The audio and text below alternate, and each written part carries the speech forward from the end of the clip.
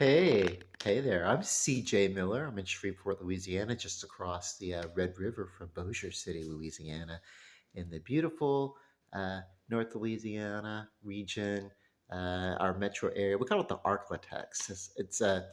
I think that's what our local television stations call the television viewing area, the Arklatex, whatever. Arkansas, Louisiana, and Texas, We have a little bit of Oklahoma. Kind of like when I'm going through the my my lineage. Hey, I'm French and I'm German and I'm Native American. We used to call it Indian, but now we can say Native American. I don't know. And then there's that little bit of a Mexican, just that little bit that uh, but that's only on whatever. Nobody talks about that. Whatever. That's kind of cool. That's what Oklahoma would be like. That little splash of Mexican nobody really talks about. You know.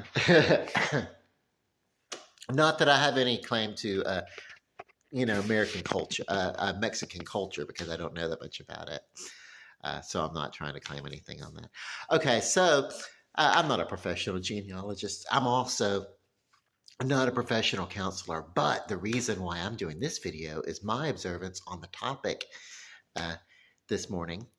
And the topic is that of forgiveness and amends, right? Because I got to talk about these things once in a while. Okay, so I'm not a therapist, but I've been on many therapist couches as a patient.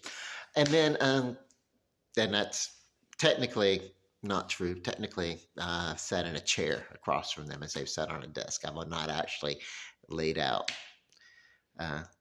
There's a couple of times I've been like,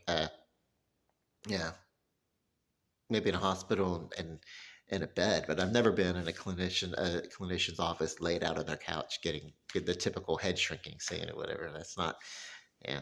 It's usually very conversational like this. It's like it starts out, hey, what are you doing? And you just do with therapy, you just kind of talk it out like this. Okay, so, but I'm not a therapist. I did get a peer support certification. I was one of the earlier ones. I was one of the first people in the state of Louisiana to have one. And I worked for mental health. It was our behavioral health agency. I worked there. I want to say for about a year at one point. Anyway, yeah, but I worked there. But my work there, it was basically peer talking. I wasn't I can't diagnose. I can't treat. All I could do is listen, and talk. I sure can talk. On the topic of forgiveness. Now, this is probably more from a standpoint of my experience with, from the recovery standpoint and say somewhat of a spiritual or even a 12-step model of forgiveness. And amends. See, when I owe someone an amends, be it a monetary amends, maybe, okay, let's just say that randomly, someone is very fond of a decorative plate. And maybe, I don't know, 6, 7, 10 years ago, I was in someone's home and they're fond of that plate. And they've said, be careful. And I've handled the plate and I broke the plate. Well, it's, even after the amends, you can pay for that plate, but maybe it's a rarefied plate. Maybe it can't ever be replaced. Then what I have to do is I have to be sincere. I have to be sincere in my amends, which in this case is an apology. Because if it's a priceless plate, I don't have, that kind of money. I can't go to someone and I can't say, I'm really sorry that I was careless with your prize, your plate that you cherished. But it's your fault for leaving it out in plain view. I can't go to someone and say that. That's not an amends, is it? No, that's placing a blame. Uh, that's blame deflecting. That's putting it on somebody else. I am so sorry that your plate got broken, and but you know, yeah, you should have had it behind a locked glass or something like that. That's not, no, no, no, no. That's not how you make an amends. I need to go to somebody and I say, hey, I acknowledge that my carelessness, well, not only did it cost you that money, but I know that it cost you the, that was sentimental to you. And, and I'm really sorry. Yeah. So that's just a off the top, that's not even a real example. I've never broke anybody's plate, you know, uh, priceless plate, but that's just an example. Say it's something else. Say it's just I don't know. Say we do something like be it romantic, be it family, be it friend. For some reason, we're responsible for somebody else feeling that we've uh, broken their heart or betrayed them in some sort of way. So it's not even about the money. Let's take the money out of the equation, because most people can be okay with the loss of money, provided that it's not like lifestyle changing. You know what I mean? Most people really can be okay with that, but they need to get that emotional amends that's made to them. So I need to be able to go to someone and confidently say with truth that I am sorry that I have caused you this wrong, that I did this wrong to you. I'm really sorry. And I really want us to be able to move on from this, because I validate the feeling that you're having, that you cause. And from your perspective, yeah, I need to be able to do that. I'm really sorry. I'm really sorry. And what you do with that is you feel it and you acknowledge it. Now, when you make this type of amends, you have to make sure that the other person is at a place where they're ready to hear it, and that it's not going to cause them more emotional distress, because it's not our place to seek relief from our guilt at the expense of somebody else, you know? And most importantly, I think, no matter what the situation, we don't go to someone and say, I am very sorry for this way that I have wronged you. But the reason that it happened was because you first did this. You did stuff to me too. That's not an amends. That is not even saying I'm sorry. That's just picking a whole fight over some, ancient history. It really has to be, hey, uh, you've come to me a few times and you've mentioned, and I need to let you know that I acknowledge that in this way that I have caused you to hurt, and I am sorry. I really am sorry, and I'm really going to try not to do that again. That's an emotional amends. That's an emotional apology. And it has to be sincere. And most of all, no matter how big or how small it is, we have to have the courage needed in this type of amends to look at our action and say, yes, we are responsible for this problem and this issue, and there have been consequences, or whatever, however big or how small it is, however it's perceived, whatever. Maybe it's not a big thing, maybe it's a little thing. Well, we don't need to just laugh it off. If it's something, like maybe I was driving somebody's car and then I ran up on the curve, and the curb, not curve, curb. I ran up on the curb and dented a hubcap, and then made not such a big deal out of it. Made not such a big deal out of it. Well, then, like then I'm not. doing what's right then. I'm not taking the responsibility. And if that some time has gone on, then I need to be able to go to that someone and I need to say, you know what? I didn't treat you right. I should have. It was a mistake, and it was an accident, but I should have taken care of that hubcap, and should have, I'm sorry. I'm sorry. I, I don't have any kind of real excuse. I didn't take responsibility for the damage that I caused to your hubcap. It can be something like that. Might seem small to me, but it might be big to the person whose car that you think that person's going to want me to drive their car again? Just between you and I and everybody else watching this, I'm a terrible driver. Never let me drive your car. But yeah, no. um, so I'm talking about this emotional amends, and once we've made it, we can be so freed, and then we can get an extra ease of guilt if it does open some communication and the other person, the other party, uh, gets the acknowledgement of the feeling. Because sometimes stuff can be traumatic. We don't know. Maybe in some sort of way, uh, we step on someone's toes in some sort of way that really brings up some emotion, maybe causes some initial emotion, and that thing gets pushed back and not addressed for years, and then whenever we want to, we just never take the time to talk about it. We never validate the other person's point of view. Well, so sometimes this type of amends can be freeing for that, and healing in that sort of way. But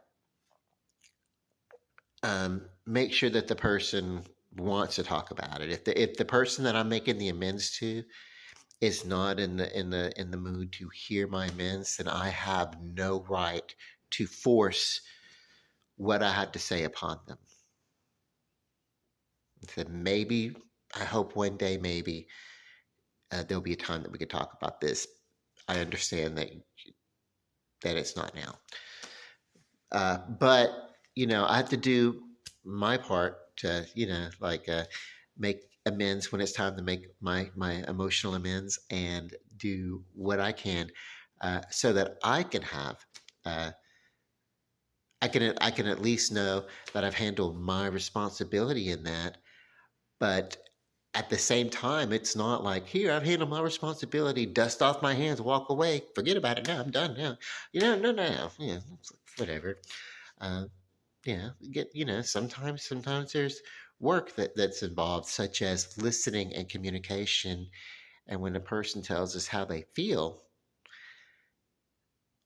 we don't invalidate their feeling if their recounting of the events is not lining up with our recounting of events. Then we have to make a decision. Is the literal interpretation what's important? Who said what to who first? Or is what's important that we want to move on from this moment in which we've had this dispute, or this whatever this is? Do we want to move forward having put it behind us? You know? And so, are we going to run through the scoreboard, the playbook, and look at who did what to who? Or are we going to be sincere and really want to get past this? And if the other person doesn't want to, um, we can't force them to, uh, you know. And if there's a time when the topic is going to come up, then we'll get to decide. Hey, are we ready? Are we ready to have that conversation? I know that it can't happen if it's if it's if it's going to turn into an argument of uh, bullet points. I've been down that road. I've been down that road. Sometimes it just has to be, please let's just get past this. Let's just, you know, find a new way to communicate, even about this kind of thing, so that we can avoid this in the future. But mainly, it's not about sharing the blame. It's not about accusing somebody else. It is about me taking responsibility for my words, my actions, and the results of what I have done. You know, it is not that's what an amends is, pure and simple. It is nothing more and nothing less. Me letting the other person know, hey, I am taking responsibility. And what that means is that if there's been, if there's something that I can do uh, to fix something that needs to be fixed by action or by word, uh, then I do it, provided that it's not harmful or inducing of trauma to the other person. You know. Um, so there you go. That was my heavy little topic. But it doesn't have to be, as long as we know where our heart is and our mind is. And sometimes before we go on to this kind of an amends that I'm talking about, maybe we could talk to somebody else and say, a friend of ours or whatever, and say, if I have to make this type of amends, how would you want to receive it? Talk it out with trusted people and find out how to go about. Because from something else we had to consider is that there's cultural divide, right? Even in this country, sometimes even within the same city, you know, and so maybe the way I go about making an amends or whatever is different than what another culture would go about making an amends. Um, yeah, um, some families are boisterous and and loud, and some are very not. Some are very uh, quiet. You know, and yeah. So yeah, there's we want to take that into consideration. When we're talking about communication, I want to make sure those protocols are open and on sync or whatever.